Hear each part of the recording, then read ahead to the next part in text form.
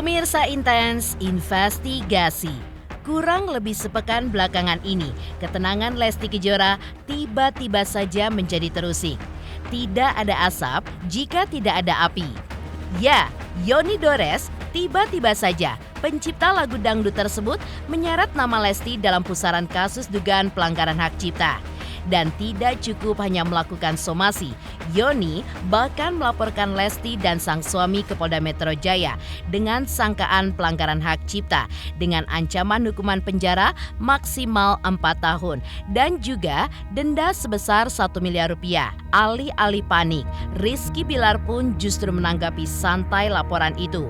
Menurut suami Lesti Kejora itu, sudah ada tim kuasa hukumnya yang mengurus kasus tersebut.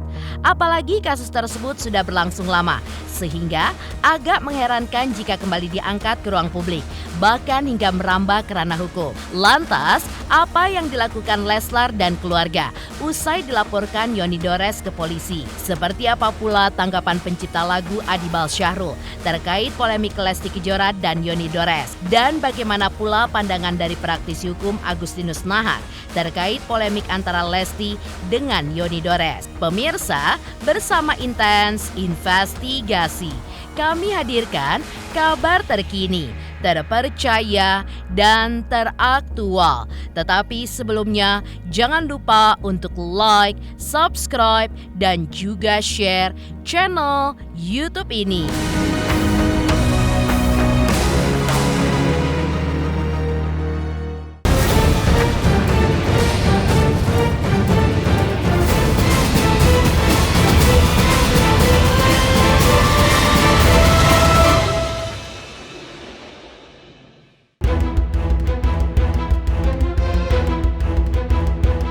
Ya, kasus dugaan pelanggaran hak cipta yang dilaporkan oleh Yoni Dores sepertinya tidak begitu merisaukan pasangan Leslar, Lesti Kejora dan Rizky Bilar. Lihat saja, keduanya pun bersama kedua buah hatinya justru tengah asyik menikmati liburan mereka di London, Inggris. Hal ini pun dapat dilihat dari postingan Bilar yang diunggah di laman media sosialnya saat bersama Lesti dan juga Abang L mengunjungi Stadion Kebanggaan klub Liverpool, Anfield. Bocah yang tiap pagi sebelum bel masuk suka berbagi cerita ke teman-temannya tentang satu nama yang memimpin satu armada, Stevie G, yang cuplikan gol dan asisnya dia tonton tiap pagi sebagai ritual sebelum berangkat sekolah. Akhirnya resmi mampir ke tempat di mana sang kapten yang menjadi idolanya tersebut sempat dan masih dieluk-elukan. Satu nama berjuta sejarah, Anfield, tulis Bilar sambil memajang fotonya bersama Lesti dan Abang L di depan Anfield. Lalu, apa kata Endang Mulyana, ayah Lesti Kejora terkait kasus dugaan pelanggaran hak cipta yang kini menyasar putri kesayangannya? Dan seperti apa pula doanya untuk Lesti dan juga Bilar? Pasang badan masih buat doain aja deh. Ayah kecewa nggak ya? Ayah kecewa nggak ya? Ya. Feeling juga nggak sih ke London nih? Ayah atas kaki kecewa nggak ya? Makasih ya. Akan disosialisasikan cari keluargaan nggak ya?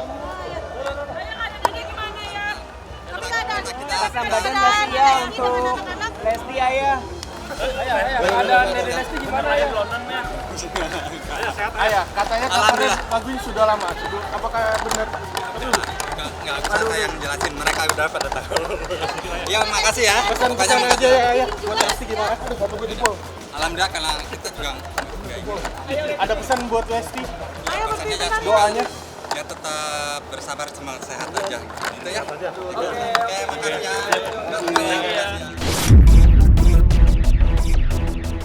Sementara itu, support terhadap Lesti datang dari sang senior King Nasar. Bagi Nasar, terlepas dari apapun kasus yang kini menyasar Lesti, namun dirinya tetap memberi dukungan kepada sang adik yang diakuinya merupakan salah satu penyanyi dangdut terbaik di tanah air pada saat ini. Nasar pun tidak mengesampingkan respeknya kepada para pencipta lagu, terlepas dari ramainya polemik antara pencipta lagu dan juga penyanyi yang belakangan ini terjadi. Lantas apa kata Iqmal Tobing terkait polemik antara pencipta lagu dan juga penyanyi, termasuk kasus Lesti yang belakangan ini tengah menjadi sorotan. Doa terbaik buat adik saya, penyanyi dangdut terbaik, penyanyi wanita bersuara luar biasa, Masya Allah. Pokoknya Insya Allah nanti ada derajat yang lebih tinggi buat Dede Lesti. Semangat, sehat selalu, berkesan kita sama-sama semuanya. Pokoknya yang penting support kebaikan. Saya support ke Dede, support ke semua penyanyi dan juga respect kepada seluruh pencipta lagu. Itu aja. Sukses pokoknya buat Dede, semangat terus, berkarya terus. Dari sisi gue pribadi ya, maksudnya yang penting ini kan kita sebagai pencipta lagu ini punya hak yang memang worth it gitu. Jadi memang emang kalau memang misalkan ya gue harusnya nih dapatnya segini, ya itu sebenarnya sih kalau gue pribadi ya itu hak mereka gitu. Cuman bagaimana ngerujutinnya ya itu bisa diomongin bareng-bareng harusnya ya gitu, duduk secara baik-baik gitu. Si penyelenggara harus tektokan dengan si pencipta, tapi si penyanyi pun juga harus kulunun ke penciptanya. Itu aja sih simple. Menurut Bang Iqbal sendiri apakah dua-duanya masalah ini kan sudah dimasuk proses hukum ya, sudah dilaporkan, masih bisa nggak? Ya selama nggak usah soal direct license, nggak usah soal royalti apapun kalau kita selesaikan dengan bisa ngomong duduk bareng baik-baik, gue rasa sangat memungkinkan untuk oke, itu titik temunya. Menunggu respon lebih nyata dari kubu Lesti, Yoni Dores sendiri juga menegaskan jika pihaknya memang menunggu komunikasi dari Lesti pasca somasi serta pelaporan kasus ini ke polisi. Sebelumnya, Yoni bahkan sempat mendatangi kediaman Lesti dengan dalih hanya untuk sekedar menanyakan lagu-lagunya yang di-cover oleh penyanyi asal Cianjur tersebut, serta alasan namanya tidak dicantumkan sebagai pencipta dari lagu-lagu tersebut. Sayangnya, kedatangannya pun tidak digubris sama sekali, sehingga Yoni pun meradang dan akhirnya memilih untuk menyelesaikan kasus ini pun lewat jalur hukum. Rame begini ya, tujuan saya dari dulu saya udah tahu, cuma saya nunggu aja, maksudnya ada komunikasi nggak ke saya gitu. Tapi lihat tapi tambah banyak kan,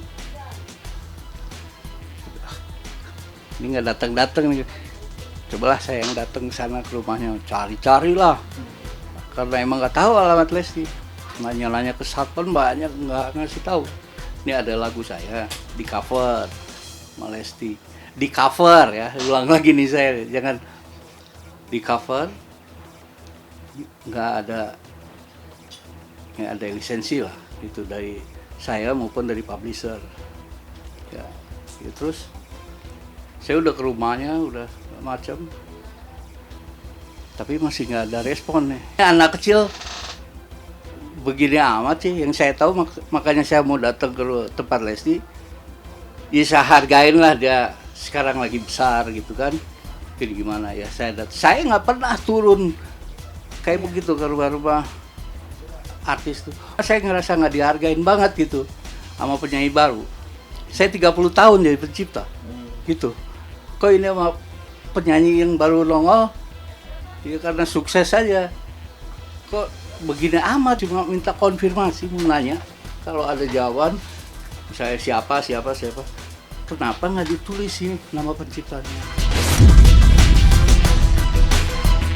Yoni juga mengklarifikasi jika permasalahannya dengan Lesti sebenarnya hanya menyangkut soal sejumlah lagunya yang di-cover oleh istri dari Rizky Bilar itu dan tidak ada sangkut pautnya dengan lagu-lagunya yang dibawakan oleh Lesti saat tampil di televisi. Lantas, bagaimanakah dengan urusan royalti? Kalau boleh tahu ada berapa lagu Om yang di-cover? Ya kalau judulnya apa aja sih mungkin ada berapa lagu? Kan Tigering, Cinta Bukan Kapal, Arjunanya Buaya, Guntung mau dong gitu. Saya juga nggak terlalu ngecek banget, pokoknya intinya aja salah satunya ya Lesti nyanyi apa, ya Lesti disuruh ini, udah itu aja. Ntar kalau itu baru saya kontrol semuanya kan gitu. kurang lebih ada 5 lebih om, 5 Iya, yang mungkin. kurang lebih. Iya. Nah mungkin yang dilaporin ada 4 lagu om. Dan laporannya cover ya, nggak ada masalah. Nah sekarang berkembangnya di luar. Kalau saya nuntut Lesti masalah perform di TV maupun nggak ada, malah pengacara cuma bikin keterangan tapi bukan ke saya, ke media di sosial media gitu. Saya bukan itu, langsung aja. Kenapa? Saya hanya nanya itu aja. Sampai sekarang saya belum tahu ini Lesti yang bikin sendiri, inisiatif Lesti, apa orang lain. Kalau orang lain siapa yang kan bisa disusurin gitu maksudnya. Maksud saya janganlah begitu, itu para penyanyi yang baru-baru tuh kalau cover lagu. Jadi cover lagu ini izin tuh bukan begitu, izin terus duit, nggak mesti gitu. Dengan dia misalnya nelpon, Kang saya mau pakai lagu Akang Kang, gini. Kalau saya udah bilang oke, berarti udah izin. Soal uang belakang loh, yang penting komunikasi dulu, ngomong dulu gitu. Saya mau pakai lagunya nih Kang, oke pakai aja, berarti udah oke kan, udah ada izin gitu deh.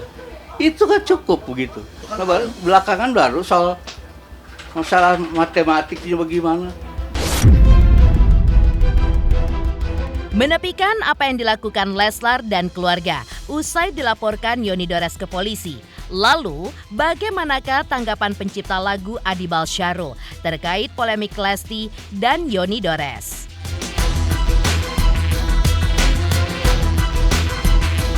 Selamat untuk Intens Investigasi karena sudah mencapai 3 juta subscribers di YouTube.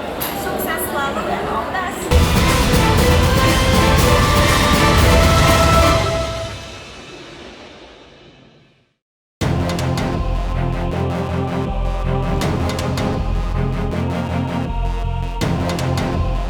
Tanpa bermaksud menyikapi secara khusus terkait dugaan pelanggaran hak cipta yang disangkakan oleh Yoni Dores kepada Lesti. Di mata Adibal Syarul yang berprofesi sebagai musisi, penyanyi, komposer, serta produser musik dangdut. Polemik hak cipta yang belakangan ini menyasar para penyanyi dan pencipta lagu seolah menyadarkan kita semua jika memang ada yang salah dalam industri musik kita selama ini yang lebih fokus kepada para penyanyi. Padahal di balik keberhasilan seorang penyanyi ada faktor pendukung di belakangnya seperti lagu yang bagus, pencipta lagu, musisi, dan orang-orang di belakang layar lainnya yang justru selama ini nasibnya pun seolah terlupakan. Lagi dibukakan pintu untuk semua pelaku industri baik itu penyanyi dan pencipta lagu ya untuk lebih peka dengan hal-hal yang terkait dengan karya cipta dan penggunaannya. Kalau dilihat dari sisi positifnya, mungkin ini akan membuat orang lebih peduli, lebih paham bahwa oh iya ya ternyata industri itu bukan hanya lagu yang bagus atau penyanyi yang hebat. Di belakangnya tuh ada faktor-faktor lain yang memang perlu juga diperhatikan. Pencipta lagu, penyanyi, dan musisi berikut dengan instrumen-instrumen lain termasuk media, itu adalah hal yang harus kita jagain. Dan mungkin inilah saatnya kita berbenah bahwa ternyata kita ini selama ini hanya fokus dengan artisnya aja atau dengan apa yang lagi viral. Ternyata di bawah-bawahnya tuh belum terselesaikan dengan baik. Dengan adanya kejadian-kejadian seperti Agnes Mo atau Lesti, saya rasa itu akan membuat semuanya berbenah seharusnya. Berarti ada yang salah nih. Terlepas dari polemik soal hak cipta yang melibatkan Yoni Dores dan Lesti, Ketua Lembaga Manajemen Kolektif Nasional atau LMKN, Dharma Oratmangun juga menjelaskan, jika setiap lagu yang dibawakan di ruang-ruang publik, maka hal itu pun harus seizin pemilik hak cipta maupun hak terkait. Sementara terkait royalti ataupun hak ekonomi sang pencipta lagu, maka hak ekonomi itu pun baru bisa didapatkan jika sang pencipta lagu memberikan kuasa kepada LMK untuk menagih haknya itu. Lantas, bisakah seorang pencipta lagu meminta royalti atau hak ekonominya secara langsung atau direct license kepada penyanyinya tanpa lewat LMK? Sebuah lagu dibawakan di ruang-ruang publik, di televisi, di platform digital, dan lain sebagainya harus seizin sekali lagi harus seizin pemilik hak cipta maupun hak terkait. Nah, pemilik hak cipta dan hak terkait hanya bisa mendapatkan royaltinya di bidang hak mengumumkan. Undang-undang mengatur harus melalui lembaga manajemen kolektif. Di seluruh dunia berlangsung seperti itu. Norma umumnya seperti itu. Dan di Indonesia, Undang-Undang 2014 Undang-Undang 28 tahun 2014 mengamanatkan seluruh pemilik hak cipta dan hak terkait untuk mendapatkan hak ekonominya harus menjadi pemberi kuasa di salah satu LMK, baik itu LMK hak terkait maupun hak cipta. Hak cipta itu pemilik hak cipta atau pencipta lagu, hak terkait itu penyanyi, pemusik, dan juga produsen fonogram. Ini mesti jelas pemahaman tentang itu. Undang-undang sudah jelas. Jadi seorang pemilik hak cipta atau hak terkait hanya bisa mendapatkan hak ekonominya di Indonesia ini hanya melalui lembaga manajemen kolektif. Di Indonesia sekarang ada 14 lembaga manajemen kolektif, ada 15 tapi satu izin operasionalnya tidak berlaku lagi, tapi sudah permunculan lagi ada beberapa LMK yang dalam waktu dekat juga sudah mendapatkan izin operasional karena kami sudah melakukan verifikasi LMKN. Oleh karena itu hak ekonomi itu hanya bisa didapatkan melalui LMK. Nah, seluruh LMK ini terkoordinir melalui Lembaga Manajemen Kolektif Nasional, di mana saya didapuk untuk menjadi ketua. Pencipta lagu itu hanya bisa mendapatkan hak ekonomi ketika dia memberikan kuasa di LMK. Kalau dia tidak memberikan kuasa di LMK, dia tidak bisa mendapatkan hak ekonominya. Dari tanggapan pencipta lagu Adi Balsyaro terkait polemik Lesti Kejora dan Yoni Dores. Lantas seperti apa pula pandangan praktisi hukum Agustinus Nahak terkait polemik antara Lesti Kejora dengan Yoni Dores?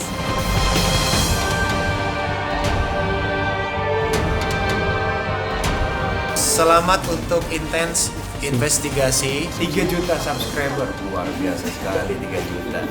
Ya pokoknya semakin sukses lah dan bisa menghadirkan sesuatu yang memang baik untuk diperlihatkan.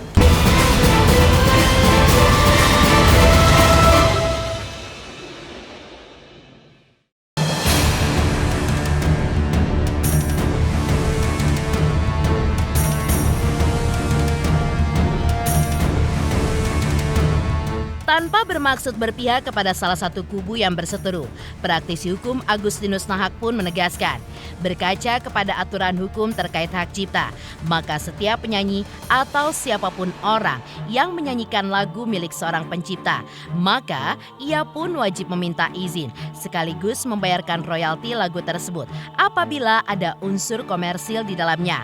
Royalti pun bisa dibayarkan lewat lembaga yang memang bertugas khusus untuk mengutip royalti tersebut. Hal ini pun sebagai bentuk penghargaan sekaligus penghormatan terhadap Undang-Undang Hak Cipta.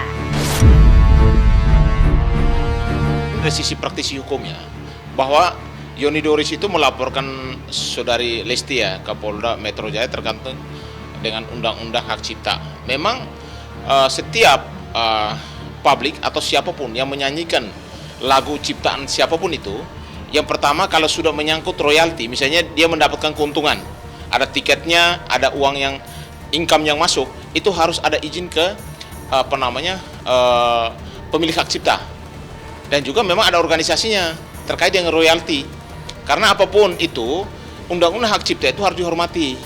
Karena bagi setiap yang menciptakan lagu, itu memang dilindungi oleh undang-undang, sehingga ketika ada yang menyanyikan lagu tersebut, kecuali tidak ada income-nya, contoh kita menyanyi di rumah, di karaoke saja harus bayar loh, karena itu menyangkut hak cipta seseorang, sudah dipublikasikan dan itu mendapatkan royalti. Dan ada memang organisasi yang memang untuk menagih royalti untuk diserahkan kepada pemilik hak cipta.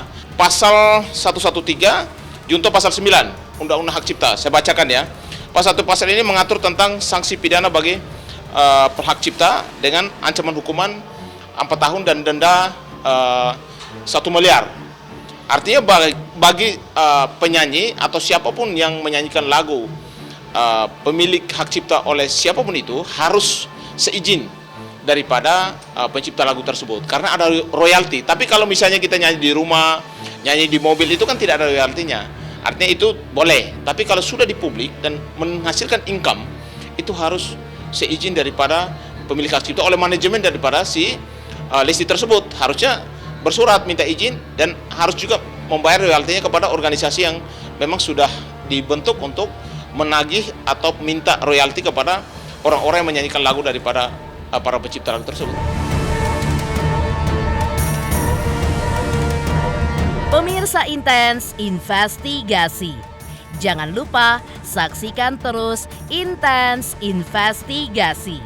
Dan pastikan jangan lupa untuk like, subscribe, share, dan komen. Tim redaksi Intens Investigasi juga mengucapkan banyak terima kasih kepada semua subscribers hingga kanal Intens Investigasi kini sudah mencapai 3 juta subscribers.